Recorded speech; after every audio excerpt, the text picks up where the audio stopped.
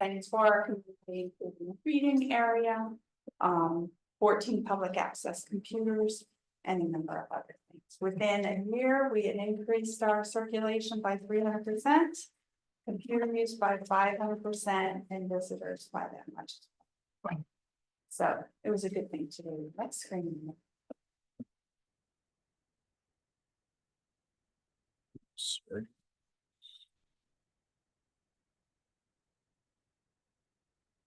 Okay, our library today, far more than a collection of books, as you can see.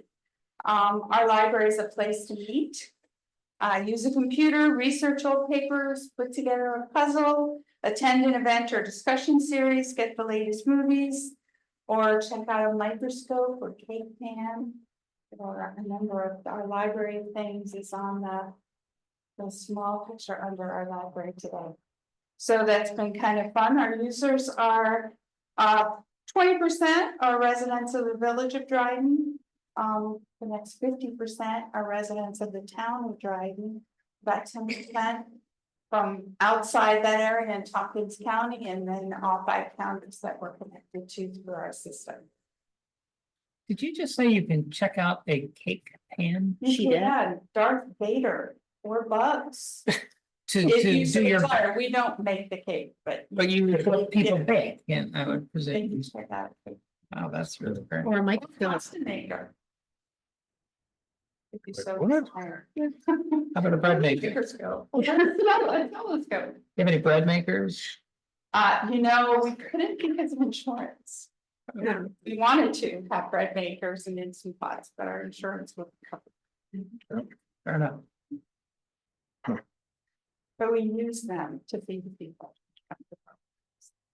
Yeah. Okay, So go next. next. We also provide access to more than 30,000 digital items through the Libby app, available audiobooks or ebooks. Interesting note is before COVID, that number was 7,000. Now we're up to 30,000. So the use of digital items has increased quite a bit. Our main bread and butter is still books. 70% of our circulation is books. People still read books. And we also have actually provide through our website, you have access to all of our old newspapers and archival materials that were they were on microfilm and now they're digitized. So anyone can log on to the computer and get some of that historic information, which is really quite interesting. Very cool. So, and that's free and available. And then there's other databases that you can access as well. Next. So we're part of the Finger Lakes Library System, which is 34 libraries, which you can do the road trip for if you want.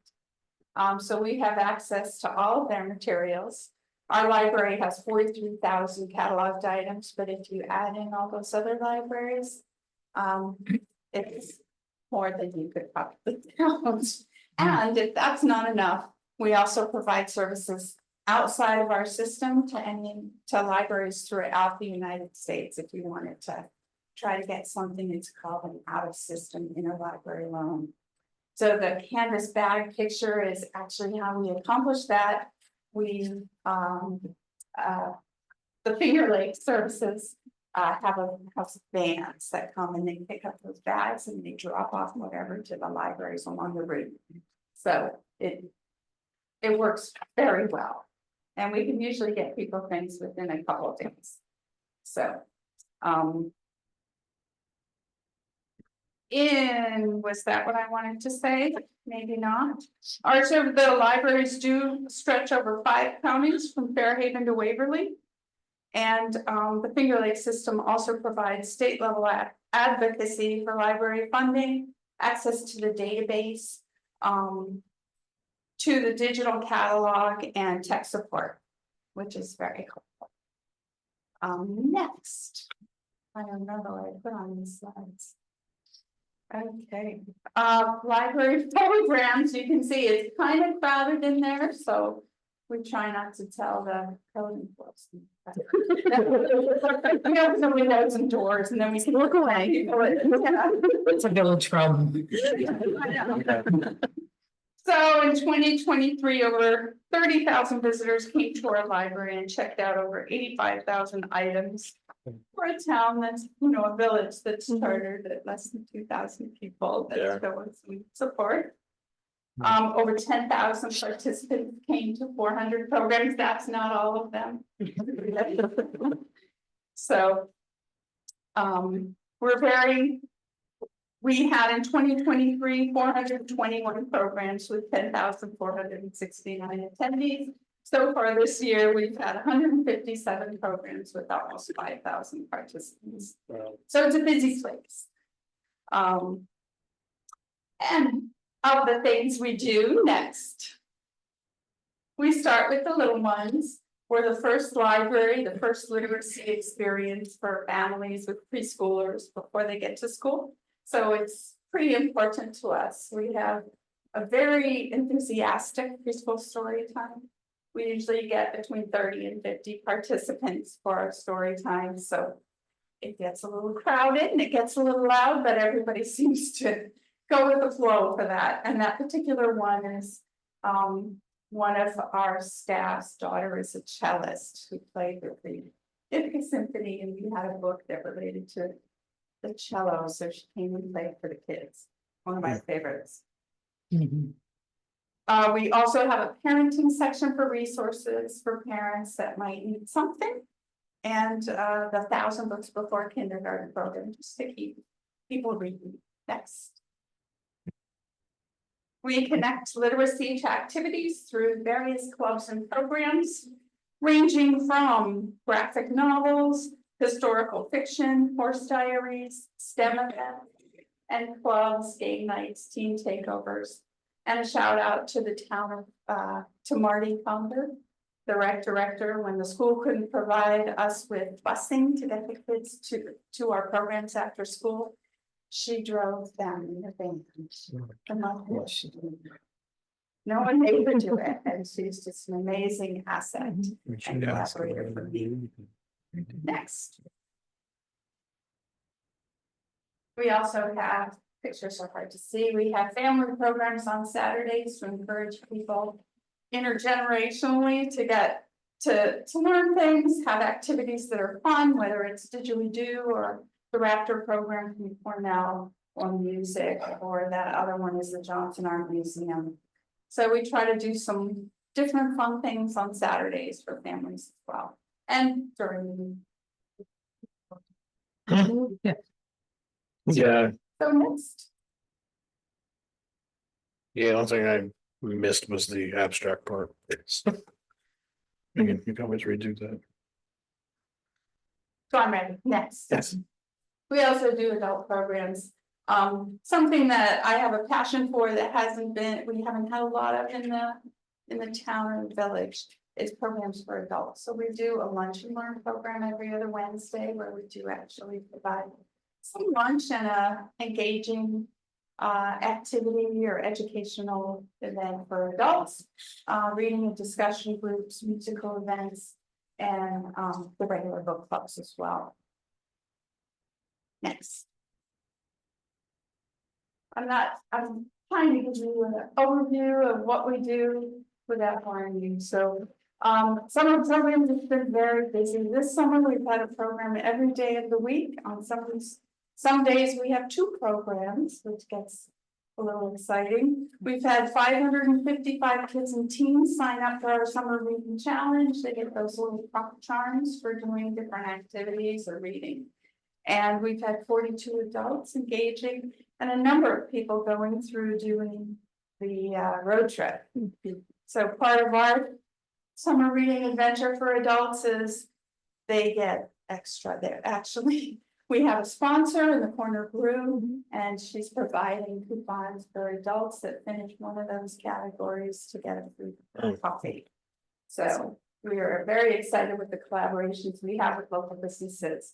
The kids in summer program get a nice cream pie from Dryden Premium, as well as a free book. We're books and ice cream. Cool. So next. We've worked at trying to collaborate as much as we can with different organizations. to bring in a lot of cool things, especially Cornell down the street. There's a lot of different groups that we have been able to collaborate with, the Pause to Read program, different groups on Cornell campus for the new year. And the Johnson Art Museum comes over. Another collaboration that we've had this year has been with the Recker Center. They're adult residential homes. They've been bringing people over on Mondays just to have a social space that's outside of their homes, that's comfortable and that's open to them. So we have them come pretty much every Monday. They come with their residents.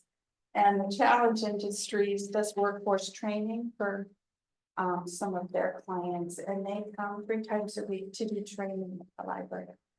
So we're very glad to have that collaboration with them as well. Yep. Next.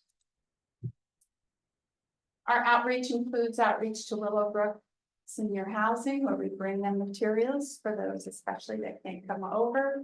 It's a not a great picture, but we also do a book club with William George Agency to not just engage with the kids and books there, but it's primarily at the library. So we're getting them off campus into the community, which has been really helpful for them. And we also go to the Head Starts with books and programs. I go to the Head Start with books and programs. So next. We also have had some fun organizing community events. There was a summer event at the park. There's the holiday event that ties into the village tree lighting. And we also participated with the village for an Arbor Day celebration with their tree planting in Montgomery Park. So we're looking for ways as a library, how can we engage with the community? How can we try and get the community to engage with each other as well and create events that make people want to come to Dryden. So we will be doing that again this December on the 7th. Next.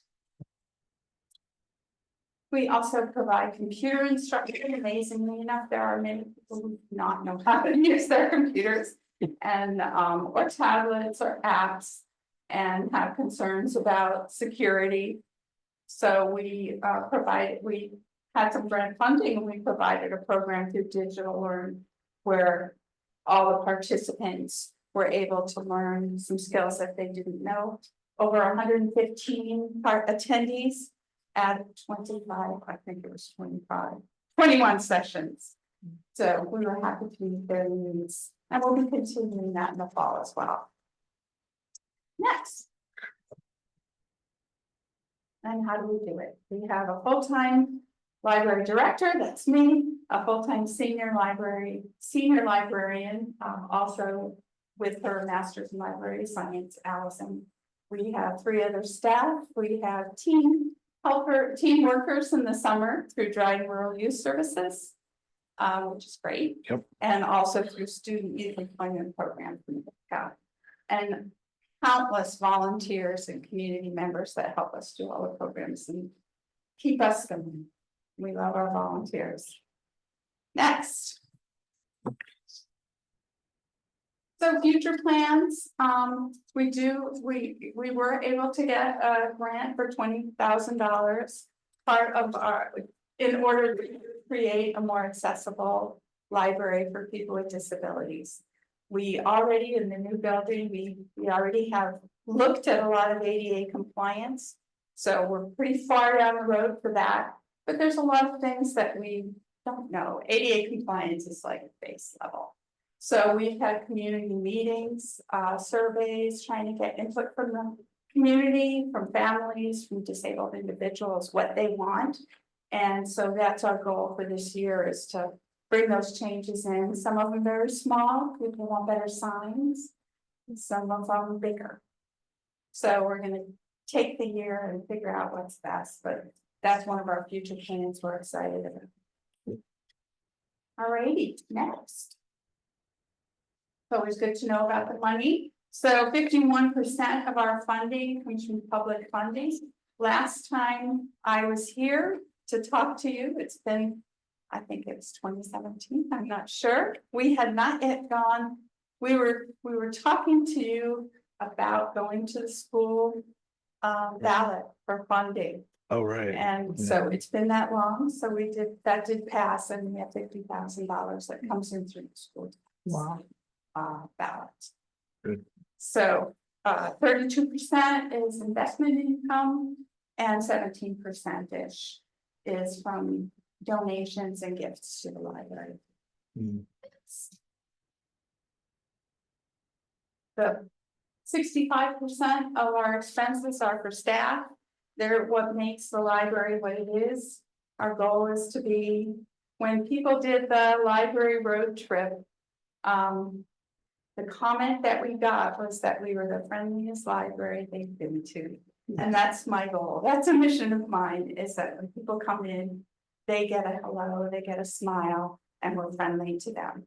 We are happily open to all ages and all stages. Anyone can walk in our library, and we are going to be the best we can be for every single person, no matter what their needs are. So the staff is an important part. 20% is our operation and maintenance to make that beautiful building stay beautiful. 10% is for programming resources, and 5% is support, which includes our tech support with the Finger Lakes system. Next. We also, in addition to that, we do a lot of work to get grants and additional outside funding where we can. And we're able to supplement our income with over $30,000 in additional funding in 2024 and 2023. Some of it smaller grants from Dryden Youth Opportunity Fund or the performances that come through Community Arts Partnership. And then, of course, the bigger one that we're looking at to increase our accessibility for those with disabilities. Mhm. Next. The challenges continue to be staffing and wages, that always will be.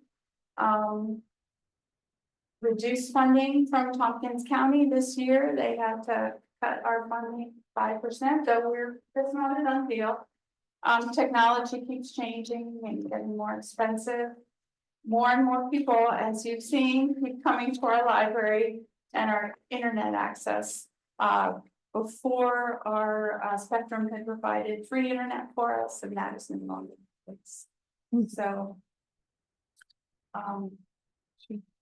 that's We should be able to next. take care of that. Yeah. Yeah. Talk about broadband. I mean, Spectrum's not being a good neighbor. So, and then that's pretty much it. We so appreciate you getting our time and giving you the update on what's going on at the library, and thanking you, just to thank you for your support. It means a lot. Any questions? Yeah. I didn't ask if you all had library cards, so. I do. And And yeah. I think the Tompkins County Library. Yeah. Sarah, so I've- Yeah. From any library, we are happy about that. I've checked out stuff from you. Yeah, yeah. So anyways, thank you very much for letting us come. This is really helpful, you know, we have you as a budget line, we're proud to do that, but. You know, having a little more background. you guys actually What you're paying for. Yeah, and so I'm glad you're tuned into that, and I'm really glad you're the face of the library. I think a lot of it's your tone that you Oh, set. thank you very Yeah. much. Compliment you for that. I do have a couple questions, and Sure. they're probably easy. But do you do strategic planning to kind of set your goals with? We do, we're in the process of updating, we have a 5-year strategic plan-ish. So we're in the process of updating that, just to Fine. make sure we're hitting all the touch points we need to. We've done community survey. To kind of find out what do people want, and then we're looking at, of course, our finances and our staff and figuring out where we want to go. for that. I expected you to say yes, because successful nonprofits usually do that, and it adds to their viability. So your measures of success that you look for, it sounds like you're hitting a lot of great things and getting great metrics, but if you were to sum up how you measure success as an organization, You guys talk about That's that? tricky, you know, Yeah. because we do an annual report for the state. And what they measure is how many people come in, how many books are checked out. Yes. Or whatever, how many programs you have and how many Obvious people numbers, came. right. And that's an indicator, Mhm. but one of the harder to measure metrics is. Are people happy with the library? Do we help people today? Are we reaching all of the, which is why are we reaching all the people we could and should with our services? Which is why Right, we applied for that grant, so that we can make sure there's people that can't tell us what they want because they don't think to come in, because it's too formidable to figure out how to maneuver. it's a So- hard thing to put a number on, Thing Yeah. yeah. public I value. mean, we have people coming in and telling us, we love this library. Not that we wanna compare ourselves to every other library, but. And that makes us feel like, okay, we're doing what we should be doing. Seems that Yeah. way. It's amazing what you do, The programs. what you have. Yeah, It's it's just amazing. amazing. Well, it's kind of fun, so. Yeah. Yeah, it's, Any other questions? One last question, are most of these libraries, do they maintain the same hours, do you? Oh, it's all over the. It's all board. over. One thing that was one of our goals in getting the funding through the school tax ballot was to be able to. Be open more Mhm. and have consistent hours. So we are open from 10 to 6, Monday to Friday, and 10 to 2 on Saturdays, because it's so hard for me looking at other libraries. Oh, they're not open today, or they're open from yeah, 1:30 to 6, you know, it's really hard to keep track. So people have really appreciated that we went to uniform hours. 8 hours, that's. great. Yeah, yeah, they know when we're gonna be there. It's very helpful for them. yeah. Do you have any multicultural or multilingual programs? Anyway, Multilingual or multicultural programs? had some, we do some Spanish English story times. We've done Chinese and Korean, English programs for families. We haven't done a lot for adults. We have had different folks come in with ESL. Using our space for their programs. So we tried it, we did one Russian program, but. That's kind of not the thing to do. Actually, one more question just popped in my head, how much of your staffing is volunteer versus paid staff? We always have 2 paid staff members on, at the library at a time, unless, you know, someone's sick, whatever, but we try to do that. And then, we have probably maybe 15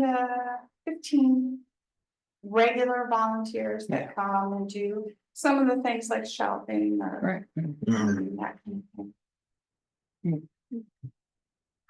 Should have sent my son there this summer. We always love volunteers Oh, and team workers, they're great. yeah. Yeah, because I mean, the volunteers, I imagine people who been using the library for years too, so they. A lot of them, yeah. It's great, retired Which- teachers. Yeah, well, it's the thing, is like when people start young using it, then they want to keep it going, 'cause it's, Yeah, so they'll do what they can, right, we love that. so. Thank you so much. Yeah, thank you. Your colleagues are coming. Yeah. That's great. You Yeah, You got a quorum. yeah.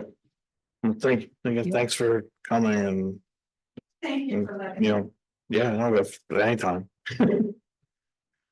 I saw a couple of years ago after you opened I think it was after you opened the new building, when you got your 3D printers were a thing, and you were on it. I think you had one before the library downtown did, Yeah. so, which is pretty cool. They are very good. Yeah, yeah, but you had one first. I remember that. Can I ask one more question, it's just in my head. Why do you call yourselves a library association as opposed to a library? Any of you want to take that? That's how we were chartered in Yeah. 1863. Oh, And it's the model for the, structure of the library. It's an association library, which is different than a school district library, like a municipal library. Or what is there another kind? A district library. Mm. So, this means a different organizational structure. For your board and, We're like a not-for-profit. We've just been chartered by the state to deliver library services. right, right. And some of these other libraries are part of a municipal government. they Yeah. can be alternative. Most of the libraries in the area system are associated. It's a deal. Yeah. Of course, yeah. Yeah, Okay, Problem Lansing, the school district. yeah. Okay.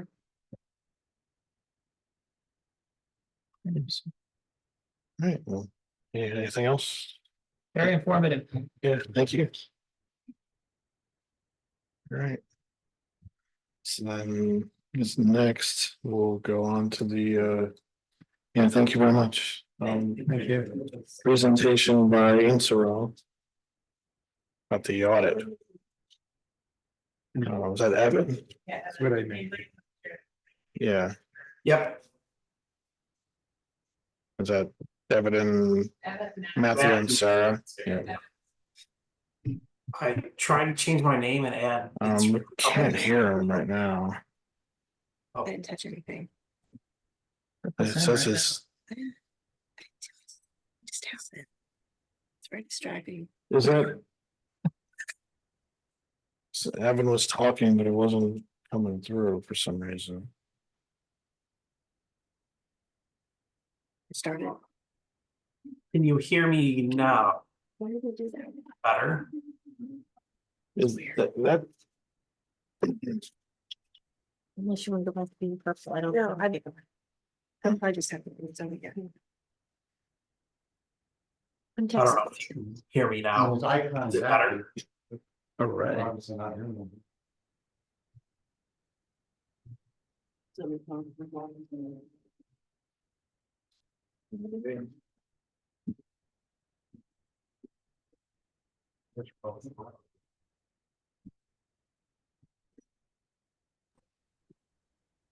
Can you hear us? Okay, can you hear me now? I don't know what's going on with anything I have here. Matt, do you want to just go? Matthew, let's get someone else try, Can you hear me? If you need, we Testing. can't hear them. or. No.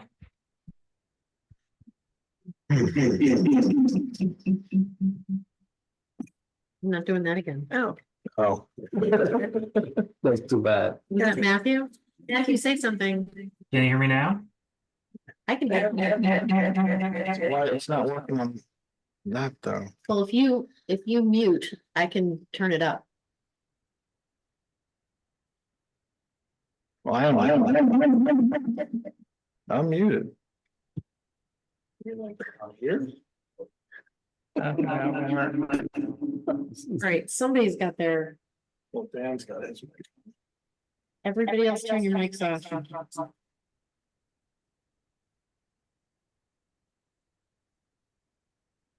Are we still in the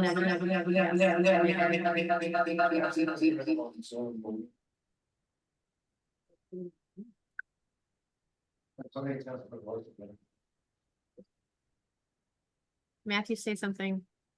How about now? Can you hear me? Turn through Mike. I think he's okay now. Yeah, when he talked, he came through the loudspeakers. All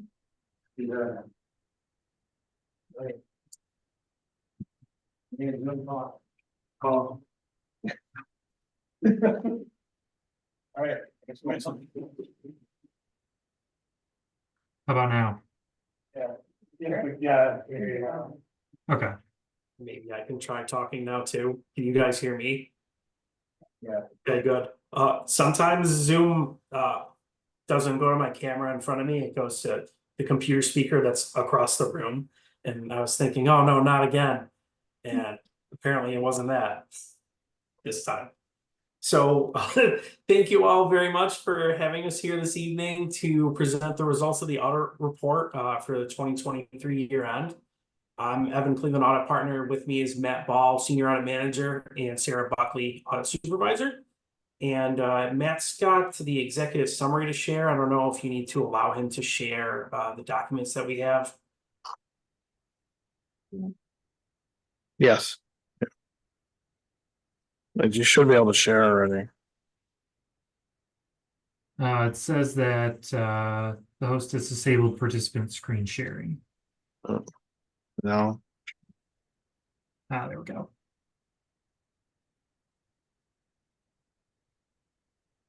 There were a lot of solar flares this week.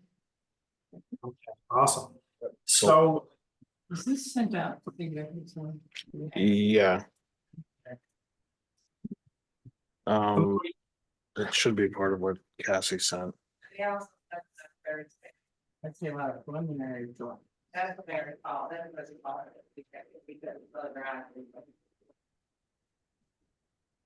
yeah, the copy we sent out a preliminary draft stamped across, but on the ones that we can share, it doesn't appear on it right now.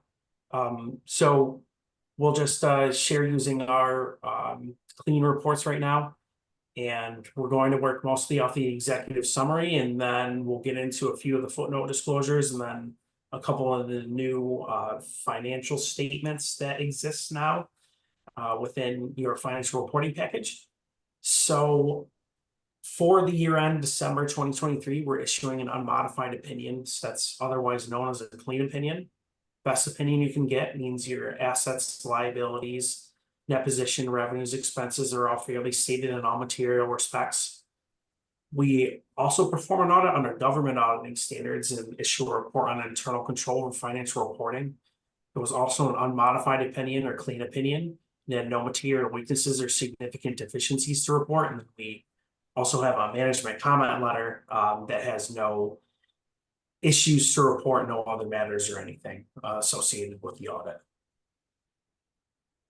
We're required to communicate certain things to those charged with governance at the conclusion of the audit. We also are required to communicate at the planning stages, so do so through a specific letter. And that letter reports no comments of concern associated with anything associated with the audit. One thing I'll point out, qualitative aspects of accounting practices, the town adopted is GASB statement number 96. Subscription-based information technology arrangements, no impact on the financial statements. We had no difficulties in performing the audit, had a few corrected misstatements associated with the audit, had no disagreements with management. We'll obtain a management's representation letter, which is signed by Jason. Essentially says that we've been provided with everything that we needed to perform the audit, and nothing would change the unmodified opinion we've rendered. And there were no consultations with other independent accountants, no other audit findings, issues, or other matters to communicate in that letter.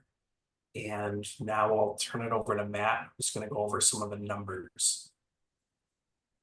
Yeah, so we part of this executive summary you'll see here is kind of a quick look at the general fund over 3 years. And really the assets and liabilities over those 3 years has been relatively steady. The big change really is coming in this grouped line here, the cash and investments. In 23, the your class accounts were opened fairly successfully. As we'll see kind of on this slide, when we look at the fund balance, again, fairly steady over those years, growing year over year. And really that change from 22 to 23 was about 100,000 in the unassigned fund balance, which is just kind of that money that doesn't really have a set purpose at the end of the year. And of that 100,000, 60,000 of that kind of comes from that extra interest going from 7,000 to 67,000 within the general fund, really as a direct result of opening those New York class accounts. So I know that was something that, you know, and that wasn't even a full year. So, so long as those returns continue to be good with something we're seeing across the municipal space, school districts, towns, cities, everyone's going to those New York Class accounts. They have been very helpful in a lot of cases for those who have larger cash balances, being able to utilize that. Looking at the revenue side, you'll see about $1 million drop in revenue. And really all that is the ARPA funds that were received were spent on the capital project. And the way that the accounting worked with that is they had to be recognized in general fund. So that's this 1.1, the majority of that 1.1 million there. And that was all spent in 22. And so that drops off, and otherwise it's relatively equal to the prior year. Same kind of thing on the expenditure side. This other line item here has dropped significantly, and really what that represents is those ARPA dollars had to then be transferred out of the general fund to the capital fund.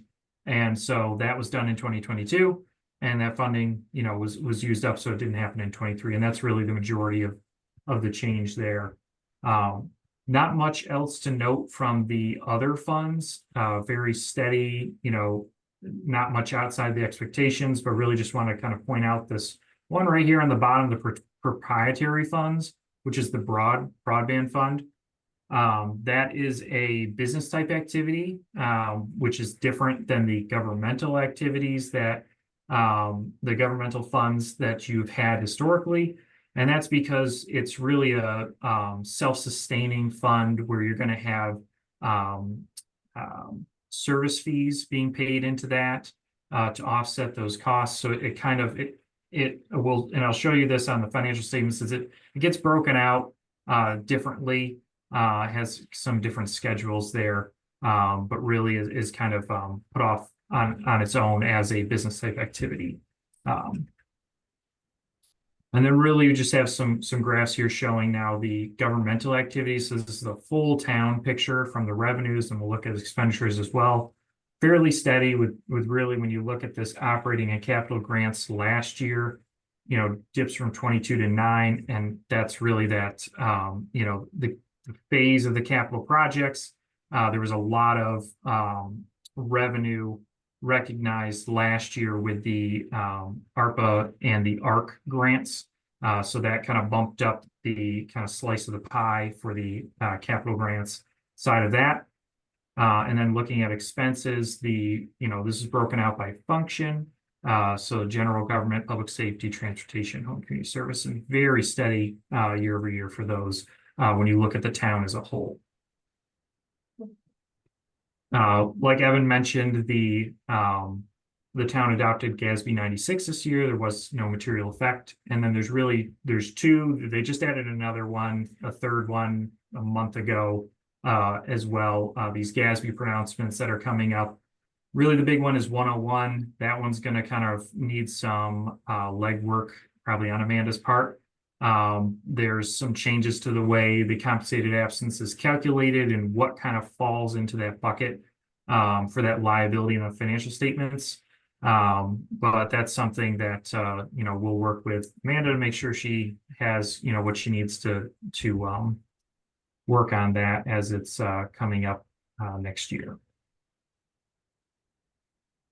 And going over to the, well, sorry, I'll pause. Does anyone have any questions on any of those before we move forward?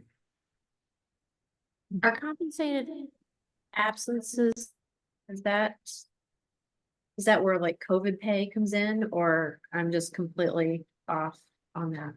So That is, go ahead. that would be employees' outstanding sick and vacation pay that they've earned but not yet cashed out yet. So that's there's a liability. Got it. Thanks. Sorry. Mhm. That was a good question. Anyone else? So one thing I just wanted to bring your attention to in the financial statements, statement of activity, is this transfers right here. So that's the transfer of what was in your HG fund, which was where all the broadband activity was living. And since it's all related to that broadband project, it got moved from the governmental activities bucket over into the business type activities bucket. So just wanted to point that out since, you know, it all in your system is in the HG fund. We kind of mush it together with the EM fund, your system there to kind of give it a holistic picture of that whole broadband project. And then I also wanted to point out the new statements, the new schedules here in the statement. So on page 11, there's a statement of proprietary net position. And this is all related to the broadband fund. So it's a business type activity, different kind of thing. So it gets its own schedule outside of what the governmental funds have. So there's 3 statements associated with this. There's the net position, which is your balance sheet, assets, liabilities, fund balance. And then you have your changes in net position, which is revenues and expenses. And then there's actually a statement of cash flows that goes along with this. Won't get into too much detail with all of that, but those are there and they're new from last year. Any questions on any of those?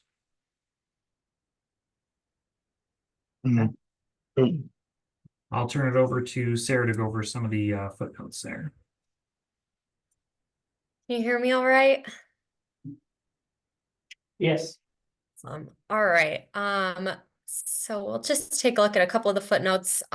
First, the capital assets. This year in the construction and process line, we've got about a $2 million transfer, and that is also related to that broadband fund transfer. Most of the construction that we had previously recorded was related to the broadband project, so that's been moved to the new business type activities fund.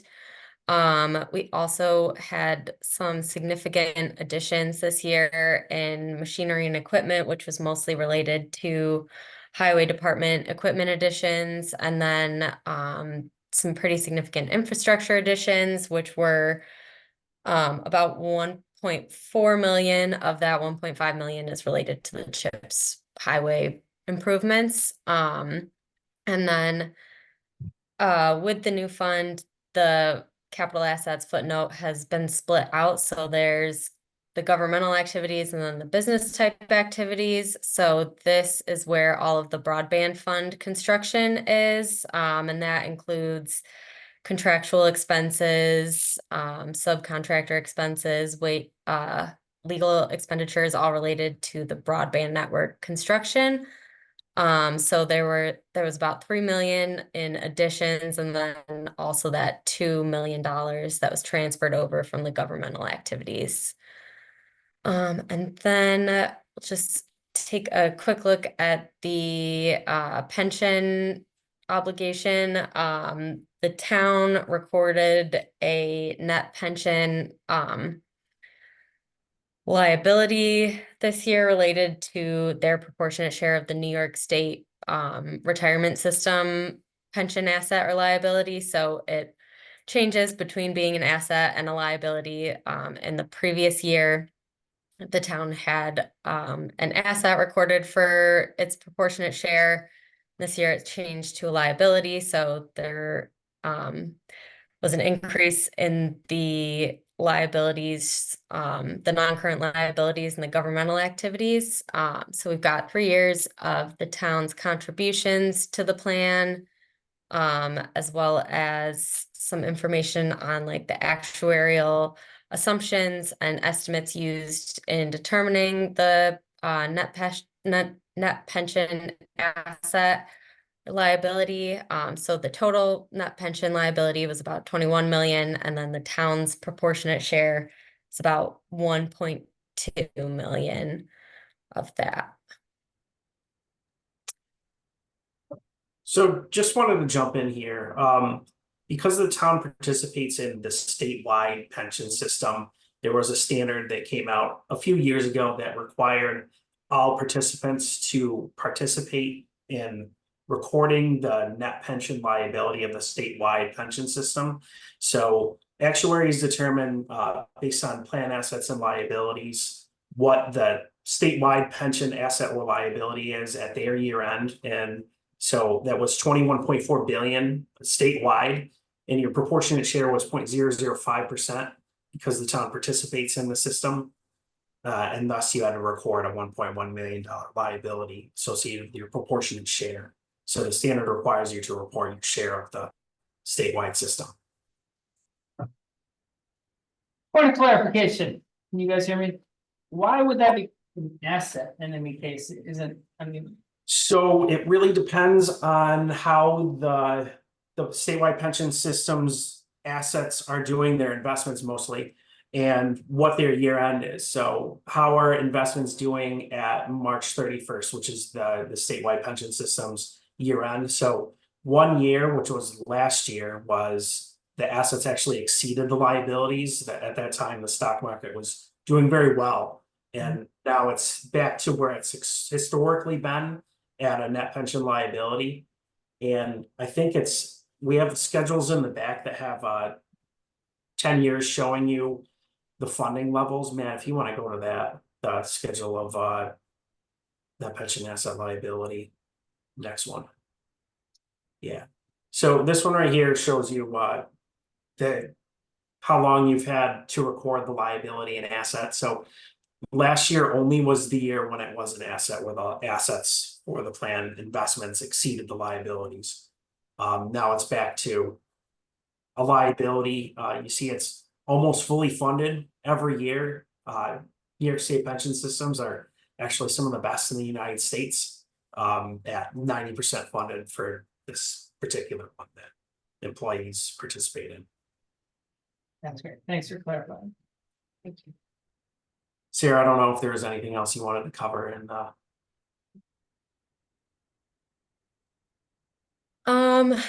Nope, I don't think so. I think that's it. Matt, if you want to jump to how they calculate the net pension liability in the footnote, and we can show them how that arrives. So this, oh, there it is.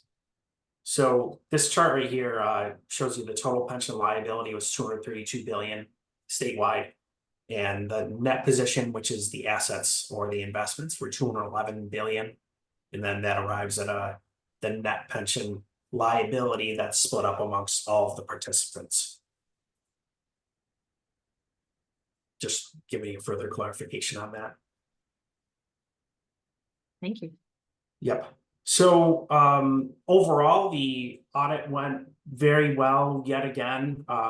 We really appreciate all of Amanda's efforts in providing us with our abundance of requests, and there are a lot of them, as you see, associated with this new broadband fund and your significant capital projects occurring. She continues to improve every year, and we really enjoy working with her.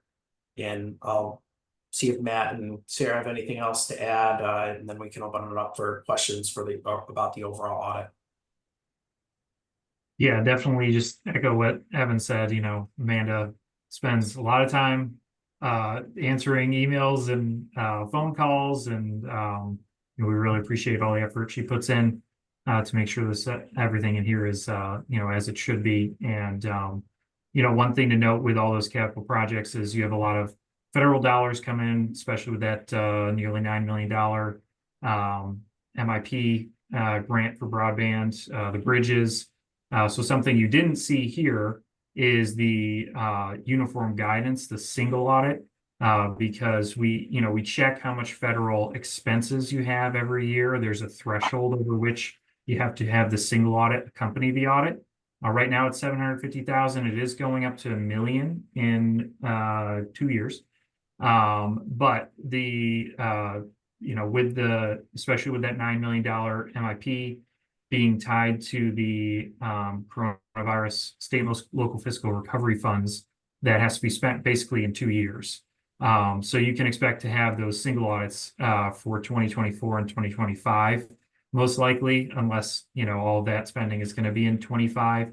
But that's just something as you're looking forward to, will be in addition to what's here as well. Thank you for all the work you did, and way to go, Amanda. Yeah. Yep.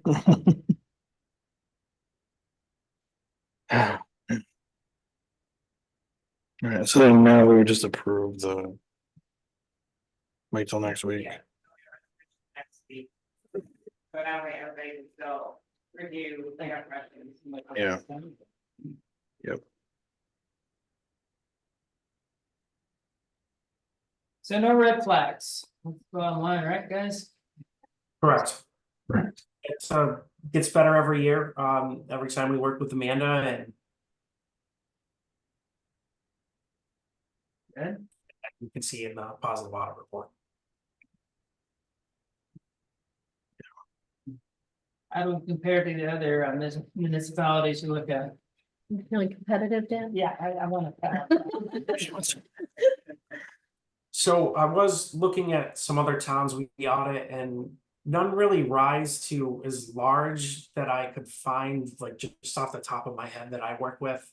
Is you guys are about $9 million total governmental revenues, and I was looking at a few other ones that are local, and the ones that I could think of were 4 million and 3.3 million. So you're a little bit larger. When I look at the town's financial health, I normally look at their unassigned fund balance compared to their annual expenditures.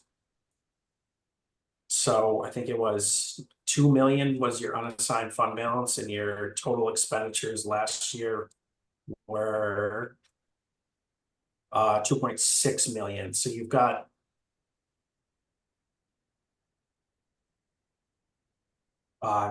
almost 80% of your subsequent year of your annual spending in unassigned fund balance. So that's a pretty good situation to be in, I think. With other municipalities having requirements to be way less than that, I think you're in pretty good financial shape.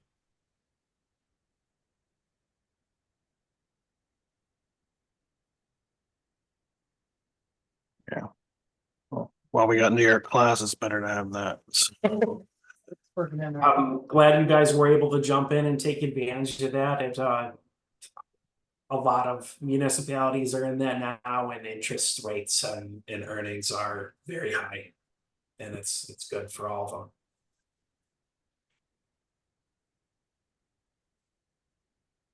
Well, Great.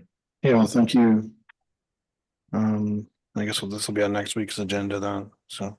All right, No, thank you all very much. Thank you. Thank you. Good night. all right. Yeah, Looking this way. How much should we pay for that? so much. I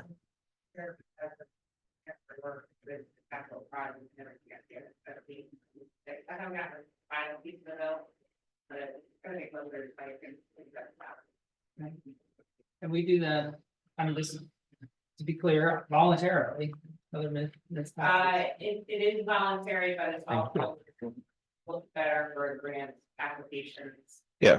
To happen, and then obviously the single on the federal or state single on it has to happen, they have to do this piece first anyways. So it makes more sense to just do it every year, so they always have a consistent report going forward. So yes, it's expensive, but it's with the size and the projects we're doing. It's a good investment, and like, I basically take what they tell me and I'm trying to correct or improve, or I go to them even before I make entries to say, how am I gonna do this? Yeah. So I've had conversations with them, not during audit time, but during. Okay, you know, something's unusual, you know, especially the broadband, when we switch to the added the EM fund, and had conversations, let them know ahead of time, like, as soon as we knew about the $9 million grant, I said, you guys need to know, this is coming, because it's gonna make a difference. So in that capacity, do they serve as a consultant to you? I think, It's part of the consider it, yeah, I mean, benefit. like I said, if you have questions. You know, let us know, we'd rather help you now than have to fix it later. So yes, they are, in a way, a consultant, just in terms of. How to, you know, report things. This is really good year-to-year metrics Yeah. for past storytelling and future planning.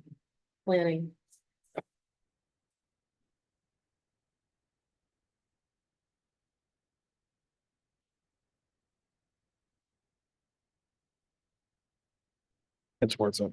I know, I mean, it seems like every story, I mean, every week there's another story about a corrupt municipal official being busted, and I help to think they don't audit.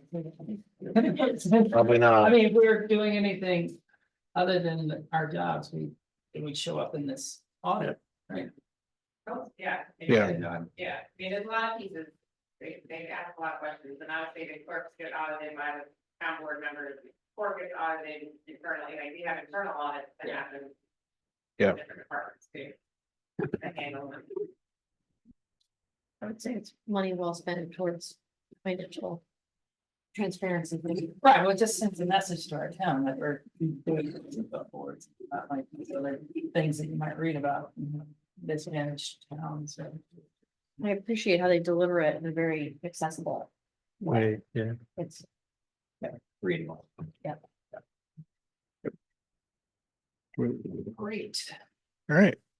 Well, next move up to, well, I was looking for the resolution.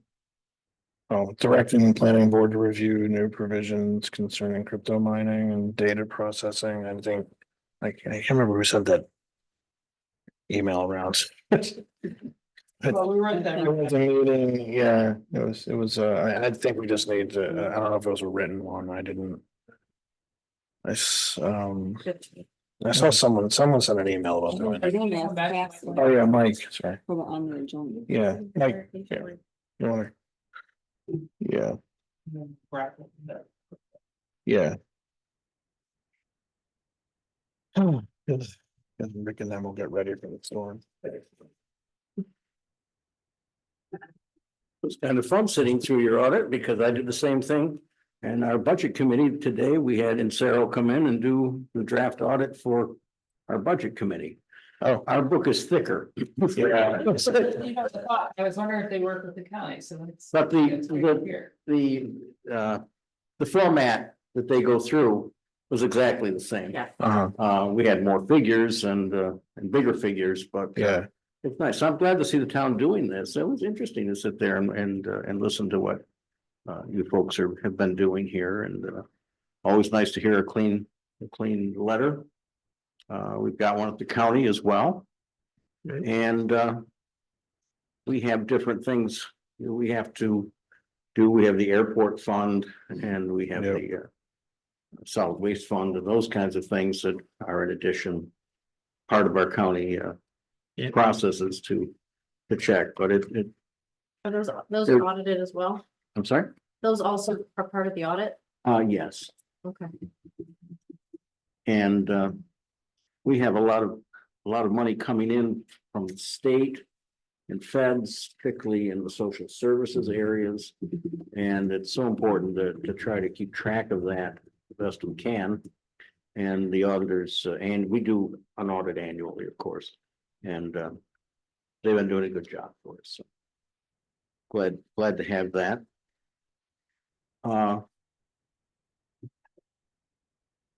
Wanted to say something, this is sort of personal. About 4 years ago, I first came in and said that I would hope the town would look at the idea of putting a street light in at the intersection of Livermore Road and Route 366, Virgil Road. And I renewed my request for that every year to people look at it. I'm so pleased to see that has happened, and I want to thank Highway Superintendent Rick Young for his efforts in getting that done. That's a very tricky intersection, hard to see. A lot of traffic coming out of there from the student housing and from TC3. We had a former trustee killed there quite a number of years ago in an accident. So the addition of that light there, not a traffic light, not a red and green light or anything like that, but just to light the intersection so the cars can see where it is a big thing. So I just want to thank the town and highway superintendent for putting that in. I Right, think. just for the record, it's 392. Did I say 366? Yeah. Oh, sorry. Just so everyone knows where- I thought, but I also said Virgil Road, so. Yeah. yeah, sort of covered myself. But we didn't have to do that. That's on state. That would have been a state obligation, but the state wasn't gonna do it. No, the state, the town lights intersections. Yeah. They don't do the lighting districts, except as a district. And the state doesn't light them. But it issues permits for them. For example, the last one I recall before this was at, Springhouse Road and Route 38, just beyond the high school. The state would have to do a regular rate, but they, but. don't- And that was back when Jim Shug was the supervisor and he had the effort to get that in. And there are other ones, I think, like at Ringwood Road, Mhm. and I think they add to the safety of the public where some of those intersections are hard to maneuver. I was surprised at the corner they chose to put it on that.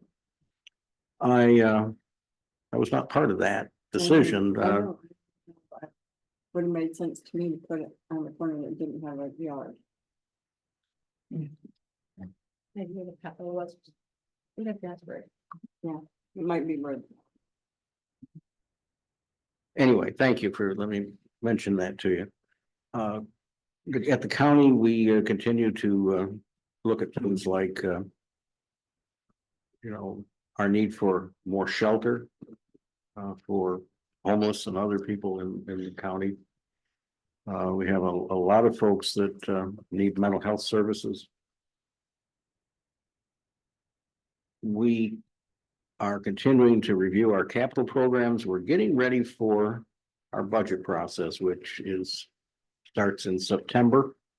And we hold what we call our expanded budget committee meetings, which the budget committee becomes a committee of the whole. And all of our departments will come in and make short presentations to us about their budget. And we expect that most of them, again, this year are going to have over target requests, what we call them. They're looking for extra money because we had instructed our county administrator to come in with a 2% increase on a tax levy. And it's going to be very, very hard to do that. Our tax cap, when we first started looking at it, we thought it was going to be over 5%. And we just got some new figures from the state, and tax cap is now for the county 4.45%. We just learned that. So that's going down. We learned in budget today that the cost of health insurance is going up substantially. Even though we have the consortium to try to shelter us some of that, health insurance probably is going up like statewide, maybe even 15 to 20%. What? Statewide. That's insane. We're hoping we may get into double digits even with the consortium this year. Oh. We haven't been given those figures yet, but that's what we're kind of predicting. That, and of course, the increase in the pension rate. I still harken back to back in about 2000 when the comptroller was running around telling us we'd probably never have to contribute again. Because everything was doing so well for the stock market back then, but guess what? That didn't happen.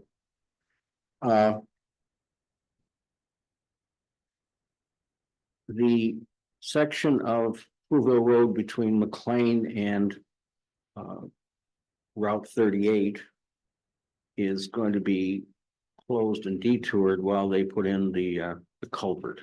It's like 2 months, right? I think they're saying about 60 Yeah. days for that, yeah. It's like August, I think next Monday. Yeah, it's right along. But they've been putting out the notices on that. Yeah. So no using the road. Hmm? No one can use the road right now. Well, People who live on it probably. I would hope that they would be able to get up there. Sort of leaving the road. They're just gonna replace this. I don't know. culvert that was funded by the state culvert program a couple of years ago. We had 6, but because by the time we got to the point of being able to build them, the money available had shrunk down. We could only do 4. What else would you like me to talk about? Anything? Or shall I just let you go? Are you cutting the library's budget by 5%? All the rural libraries, all the agencies are the same as all of our departments. A 5% reduction has been requested by the county administrator. So they're supposed to submit a budget that has a 5% reduction. But they can also submit another that. And they can ask for more money, but that's would have to be reviewed by the full legislature, and I don't know. So what exactly is bringing all that on? Our legislators are not awfully strong about some things, huh? What exactly is bringing that? I guess that this like this on. I mean, that's how this. Cost of labor. And plus all the inflation, everything, we know, we buy everything from pencils to police cars. And Right, but I mean, the costs are going up. well, I understand that with the costs going up, I mean, if you still need to maintain, like even if you didn't do anything new, how, right, like asking them to reduce, I don't know, like asking departments to reduce their, Well, see. It's sort of like after 08, when we had the Great Recession. There were 2 years when we were asking the departments to come in at 0% increase. And they would have to submit maintenance of efforts over target requests each time, and we would have to go through them and see what we could afford to do. But they had to look at maybe not filling positions, or I don't think we did any actual layoffs. Back then, well, I'm mixing it up with the pandemic. With the pandemic, we didn't actually lay people off, but some of the folks we moved to other positions within the county. But budgeting is always you do your best, but a budget is a budget, and that's why we have things like the contingent fund where we can go to and take some money out for unplanned expenses. And I'm sure you have that also in your budget to some extent. We spent half of our contingency budget, which was like 1.2 million this year. We've already spent half of it. Of course, we're about halfway through the year. So when you said that some of the legislators aren't particularly strong on, in what regard? They are very susceptible to requests for funding, because nobody makes a request for more funding without a good, strong argument. Yeah. And that's the hard thing when you have to try to sort through the good arguments. And we don't do programs that are not beneficial to some group of people or all of the people at the county, especially with the social services work we do. Deal with the same dynamic here. We did hear that some of we're having better luck filling some of our vacancies. And the people aren't flipping out for their jobs as quickly as they were. And I think that may be a statewide trend a little bit. And that's a good thing. We need to attract good people to jobs, and we need to retain them. So in regards to that particular thing, I believe, or I thought only that the county was living wage employer, right? Yeah. The living wage is 2023 is 18.40 an hour. Yes.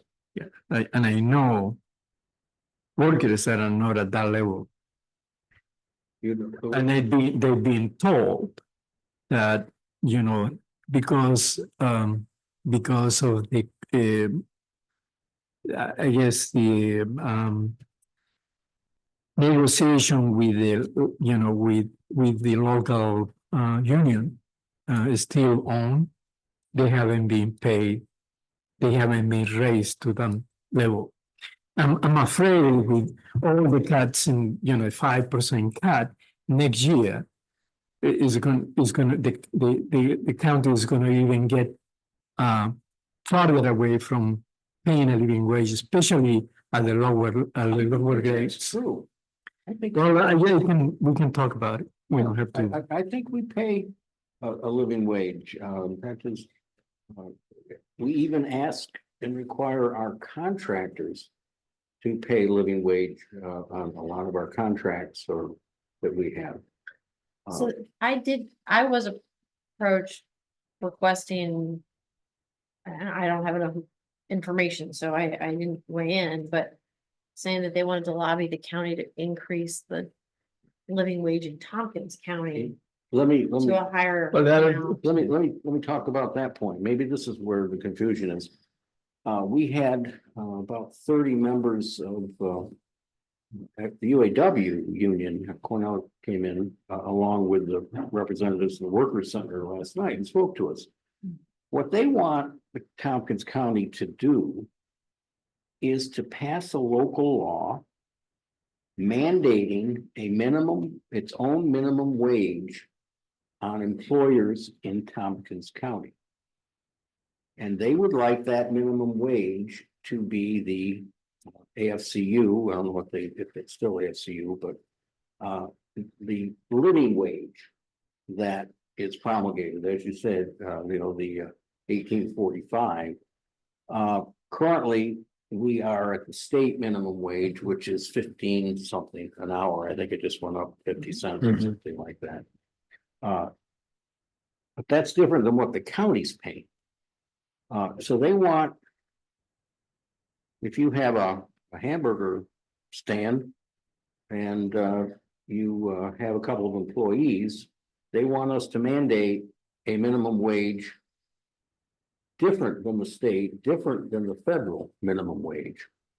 They wanted And it first like, of all, was we it don't. $30 or something. I'm Was it sorry? like $30 minimum wage or something? No, like, they want it to be they want it to be probably the $18, but we're hearing whispers that the living wage may go to $24 next year. Maybe. And where does it stop? So we don't think that we have the right under the state law to go ahead and pass a local law that would mandate our employers in Tompkins County to pay a county designated minimum wage, which we would then have to figure out how to enforce. We've had some people come in last night that one was from Columbia, the law school in Columbia University, and another was from, I think, Cornell. Yep. And talking to us about there being a case that says that we couldn't do that, but they would really like us to be a test case for this.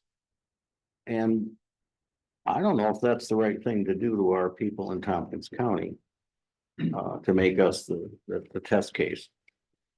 So I think maybe that's what we're talking about. That's if Tompkins County as an employer is not paying the living wage. It's this desire for some groups to have Tompkins County mandate a living wage just for Tompkins County employers. I appreciate the difference. I know the difference. Okay. So, Good. but my question was, about the county being a living wage, the county as an employer, now the county is dictating, a living wage for everybody. As an employer, be paying the living wage as it was established last year. You know what I mean? as a living wage employer, We, which is the minimum is $18.45 per hour. that's what we do. Okay, In fact, as we just did some adjustments in some of our employees and to make sure that they were up for living wage. Last year, we raised our election board workers to the living wage standard. Even though they're quite part-time. I don't know what the number was, but it was significantly higher than 1850. what? The request for the. I'm sorry, I'm mixing up the words. Living wage, So for the living wage for Tompkins County, they're arguing was much higher than 1850.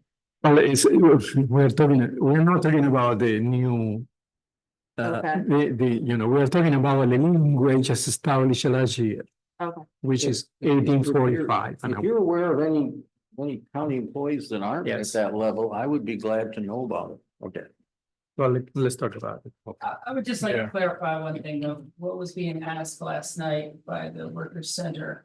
And what all of us signed on in support of was that the county established a process for reviewing what the minimum wage should be and come up with a methodology.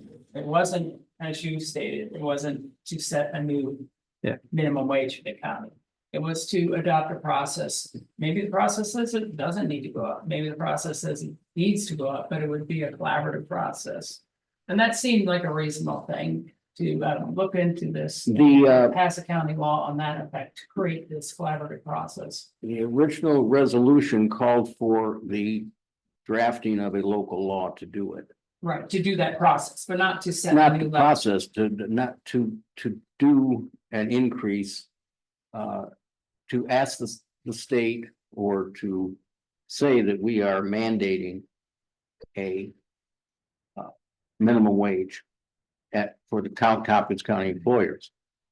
That was removed from the resolution and it left just the part, as you are saying, about the process. This was a process that we went through about 6 years ago, the same thing, when the Workers Center was lobbying us at that time to do a county-wide minimum wage. Now, I don't know, didn't know you folks had signed on to this. If this is something that you want to have Tompkins County do, I can't think of anything that's going to be more troublesome for our employers. And why would an employer that was coming in go to Tompkins County and they could go to Cortlandville, not have that same mandate? Well, again, I think you're jumping ahead to the outcome where we're talking about establishing a process. So that's an important thing to keep in mind, that there's a difference. Been there, done that. We've been through it. So I know what the process is, and I'm not disagreeing with you that this is what they would like to do again. All right, we'll do it again. Well, the process, Study it. Hmm? What I'm hearing from you is that don't even study it, don't even open that option up. And that's fine. I didn't say that. Well, it sounds like you didn't support. I didn't support it last night when they wanted to spend $50,000 on it. That's correct. Okay. I was ready to support it before that, and I told Greg Mezzi, who was sponsoring this, that until he put the amendment in last night to spend $50,000 on it, he had me on board. And when he did that, I dropped out. Okay. I thought that was too much money to hire a consultant for this. We have an idea, I mean, well, the last time we did it, we had we had the number of members from the Chamber of Commerce. Yeah. I sat on, I was part of that. I believe it, and And I we had a lot of business businesses. help us again. I just don't want to see us spending a whole lot of money on this. Well, I mean, I think part of it is you gotta figure out how much we're spending on like supporting employees with public services. Because people aren't paying them enough because as someone who ran for governor a long time said, rent's too damn high. I mean, the county, and it's not, it's funny, but it's not, it's just that you have a lot of people who work here, who can't live here. We don't have enough housing for them. The housing costs a ton because of the colleges. And it's a problem. Well, as it is problematic for the county government to think about this Yeah. sort I of. don't have a problem. It is also problematic. Study. I don't- It is also problematic to think of what the county is doing when we have 1 out of 5 families going hungry every week in the county. So, so when we are looking at these issues of, I'm not trying to have a, discussion on this, but we're looking about these issues about where we are putting our senses and cents. We are spending a lot of money supporting social services, right? For people who are being left behind precisely because the wages they're making are not enough to cover the minimum for their families to be over there. I just want to say, it's not a silver bullet. This is such a complex issue because. It's not a complex issue when you have families that are going. No. So, But if depending on what happens, we also don't want to put a lot of businesses small businesses or family-owned businesses out of business. Because it's gotta be, it seems like a very complex. Well, you could put a component into the local law saying for employers over Right. 50 or employers. Right. That's usually what it is. When this came up 6 years ago, I suggested, why doesn't the city of Ithaca do it? And the response was, well, then the businesses might go to the towns. And so I'm saying the same thing. Why wouldn't our businesses go to Portland or Seneca or Schuyler or Because even Syracuse? there's certain things you can't get in those places that you can Right. get here. That's why. uh, Real estate doesn't move. right. I mean, It's I the can same- tell you right now, like when, with the county, with between STN project and town fiber project, you're gonna see a lot of tech companies coming here and we're in the corridor. And if we are smart and go after that state grant money because of this infrastructure, you're gonna have a lot of people coming here. And they're not gonna choose Cortlandville and all these other places that you think they're gonna go to for their low. Just because the quality of the workforce here is gonna be so much higher. As if you build it and they'll come, and that's what Cortlandville did with their water sewer gamble, and they were lucky to get some. Business park businesses over there, but things like Lowe's, places like Lowe's and Walmart and whatever, no one's gonna be putting a kid through college on pay from something like that. We're looking for better here. And I asked the people at the Workers Center, why aren't you organizing them? And they don't really have a response.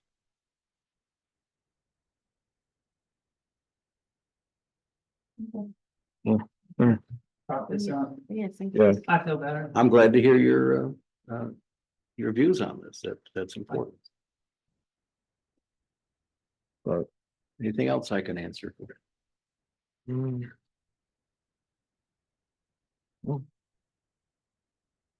Is there anything with the ambulance service stuff? There's nothing new, yeah. Just that, you should know that town of Dryden is a big time donor service. Town of Dryden ambulances were, about a third of our. I think it's a third of the calls are going out of the town, so you have to be aware of that. So, But our calls are going outside of our area. yeah, so we, yeah. we support Dryden ambulance about 1.2 million a year from town taxpayers and the dollars, and a third of our calls are going outside of our jurisdiction, our certificate of need jurisdiction from New York State Department of Health. And we're trying to get this on the minds of our neighboring towns and TCOG, that are, municipal officials that. We've got a great ambulance system here, Trumansburg ambulance is great, but we're being asked to subsidize the other municipalities, And I agree, that's not right. and so it's hard to say what the solution is. Well, I think the other municipalities have got to step up to it. Maybe they got to contribute to our district. They have trouble and we've lost volunteer ambulance services. And all of the state, including in this county. I think ultimately the state's gonna have to get more involved, and you probably know that. We hope they do. There's that whole package of bills that we thought might be going through this year, which would allow counties to do more on the ambulance area. I don't believe they went through. Well, the governor, actually, if you don't mind, the governor did propose in her budget that emergency services be an essential service. And the state senate had similar language. It didn't wind up being in the final budget. Do you know the county has a point of view, or do you have a point of view on ambulance services being determined an essential service, just like fire would be?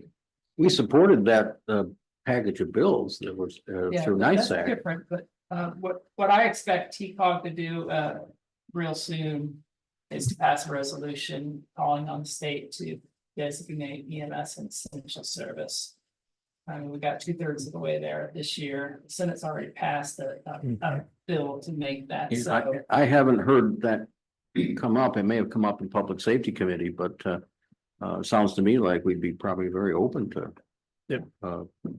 joining that effort. I mean, you're already doing it to a certain extent. What this would do is, put the state on record saying we want municipalities to do this, and the other side of the coin would be the money to support it. And so this couldn't just be an unfunded mandate, and that's where things are gonna get sticky at the state. Yeah, because they love. Wouldn't be the first. Yeah. All right. Cool. Thank you. Thank you Thanks. as always. Thanks for all you folks do. Thank you. Thank you. Thanks for hearing our library out today. Yeah. Yeah, they're always great. Well, you guys are always great. So, all right. Yes, I think. Just get through the resolutions real quick. I'm gonna just jump to B and C because they're on the same sheet. And then we could do the other one. So the first one is to appoint Allison's calendar. Was that what it said? Shellender, Cantor, as deputy town clerk. So move that. It's all now. Yeah. Councilperson Vargas Mendez. Yes. Yes. Yes. Yes. And then the next one is to authorize signers on bank accounts. So move that. It's, Councilperson Vargas Mendez. Yes. Yes. Yes. and then. And Spring, you had sent the email about the directing the planning board Yes. to review new provisions concerning crypto mining and data so I think it's just. Do we want them, I guess we just want them to be developed as part of the. Well, first off, I guess there's gotta be a discussion that we want them anyway. Well, isn't it just like the solar panels that since we've decided to put a moratorium in place, we now need a resolution to do the. To study them as part of So- zoning, yeah, and then there'll be a determination of whether we want to allow them in the first place. But I thought we had to direct Yeah, that to be a specific Well- focus. Yeah, I can explain this to the planning board at our next meeting, that we need more guidance on this topic. We think it should be addressed in our zoning law. Maybe we have to communicate that to Nan, that that should be taken into account. Ray, does that sound reasonable? Yeah, that can be part of our audit. Yeah. To point out that we don't have anything addressing this new enterprise. Right. What she's right now reviewing our existing law and doing an audit, that's what I said, and she's gonna come back with a set of recommendations for us to update our zoning So law. it doesn't have to be its own separate thing like the solar panel No, was after we did a moratorium. no, because we would do it at the time of our new zoning law. Okay. Right. It would be included in that. Got it. But I think the planning board might like to have a robust discussion on this topic, maybe. Some members can look into it and provide some guidance to us on the topic, so if we wanted to. Have a resolution requesting that the planning board advise the town board on. The need. Then this, let's see, what's the right word? The implications of crypto mining in the town of Guardian. Yeah, well, that's be commercial. I think not, Because- not only crypto mining, but in general, this type of things like Yeah. artificial intelligence, this. Yeah, the AI part is, Solar farms. yeah, And we would need to make sure we have the right language before we create any kind of resolution anyway. So, yeah, It's just a sentence. okay, Yeah. Or we can think about it until next week. The planning board doesn't meet till the end of the month. okay. But is Yeah. that something we're thinking? I think we should, yeah, definitely have it on, get their opinion on it. And yeah, you know what I should do is, I'll talk a little more to Ray and then talk to Tony and see if that's something that they would be enthusiastic about. I would imagine they would, but Yeah, because I mean, the way you, I mean, because the choices are. Because we're really talking about commercial ones, because, if someone at home sets up a computer. You're not talking about, But But- then we have to define what commercial versus personal is. yeah, so that's what I Right. yeah, say. If it's using over 1 megawatt. Yeah. Electricity a year. But we also may. Sounds like we've had some feedback that we may need to. Look at and make sure that we're good on our noise ordinances, because that's really an issue for. well, I think, Our, noise ordinances are pretty good. Okay. I don't think Yeah. that's the issue, and these things can be pretty quiet. I don't think we're gonna make noise the deciding factor on these. I think energy is. Reflects the direction the town wants to go. Considering that our comp plan is very much focused on reducing greenhouse gas emissions. Yep. It seems in comp of what we just decided was the direction of this town for the next 20 years. Very much. in Yeah. conflict. Yeah, yeah, and there's a difference also, I think, between the businesses too, because it. Like we were talking like servers for AI. Like they're used in like biomedical research and other things that are actually useful versus. Dogecoin. So we could frame it in that manner as mining at a commercial level consistent with towns. And should it, does it need to be addressed in our zoning? well, especially with water, as well, like cooling systems, Seneca Lake, I think, and they just. Address that because of potential crypto mining impacts to their lake health. Because of they were gonna use the water for cooling, so there's a lot of different kinds of texts around these things. I think we definitely should. Yeah, I mean, the infrastructure for. Large scale ones is much different than. Something tiny, like relatively tiny, and I know, but I've never heard of.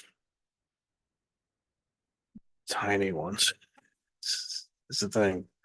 They draw and the power draw is a big deal because we need the power. We already have problems with the residential development getting power. Right. Why would we want something that'll prevent more housing from being built that when it produces nothing because it's their internal infrastructure is not like what happened over at the gas pipeline facility where those are fixtures and that's how they were counted towards the property tax. Computers and servers are never going to be counted like that. So you're talking about just the building itself. And what kind of fire protection systems would need to Right. be required? Would they have to have their own dry systems on site? Just like other things where we start talking about massive amounts of battery usage or other things like that. Yeah. Right. Red alarms go off for me all over the place around making sure that it's safe for our fire departments. Yeah. There's only around that. Yep. Strongly defined. Yeah. So there's a lot to think about. It's not one. There's a lot of facets to this. Yeah. Okay. So then we'll just do the resolution next week. and Just we'll- come up with we'll some. call it a charge to the planning. Yeah. Yeah. Very good. Okay. And next week there's the public hearing with the 5 and 9 Freeze Road, that's the INHS project, but September, Ray said was when we do the seeker. Yeah, the seeker is still not done. That won't be done till the 22nd of the month by the planning board. So while we can do the public hearing next week, we'll have to waylay the decision until the September 12th meeting. Okay. And then, And also we can, This isn't on, just to clarify, this isn't on the whole project. This has to do with the one component of the project that's larger than the Varna zoning guidelines indicate it should be. Correct. The height. And then there's another action before the town board that relates to a pilot for that project. So that will be, might as well treat it at the same time in September. in September, yeah. Yeah, okay. And then. And that's also reliant on seeker. Yeah. And then do we have the easements for? The easements are something that Nate and Natalie are still working on, and it's been promised each month now for a few months. I am hoping they can get it to us before the September 19th so that we can act on that to accept the easements. So they won't be on, so this is actually is not something for next week. It's not a public hearing, but it will hopefully be setting the hearing for September 19th. Okay. And then we are gonna be setting the hearing for the 19th. For the Morris, that's the Morris Road Solar Project, that's Yeah. the old. And that's been before the planning board the last few months, so they're making their recommendations forward. Do you want to have a introduction of it at the next week's meeting? Or do you just want to set the hearing and have it? This isn't the Caswell, No, no, this is something, yeah. as well as dormant for a couple Yeah. months here. I got a phone call about that this week, somebody checking. No, I mean, unless you guys want an introduction, we'll set the hearing. No, just set that, we'll set the hearing then. Okay, Okay, all right. And everybody knows we got served with the lawsuit about the crypto thing. So. Yeah, so But do they have to personally serve those people that are listed individually?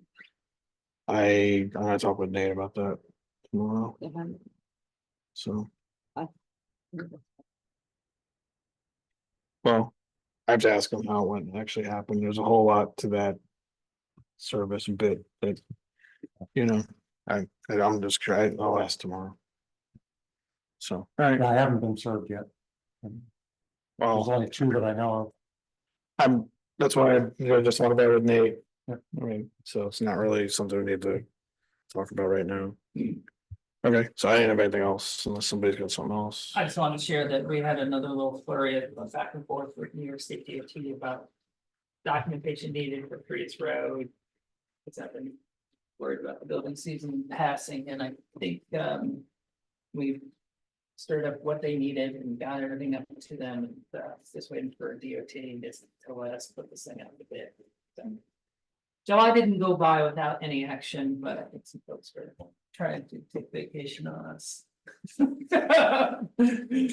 Our friends at DOT, we love them. All right. Next. All right. Okay, well, that's it. We'll adjourn. Thanks. All right, thanks, everybody.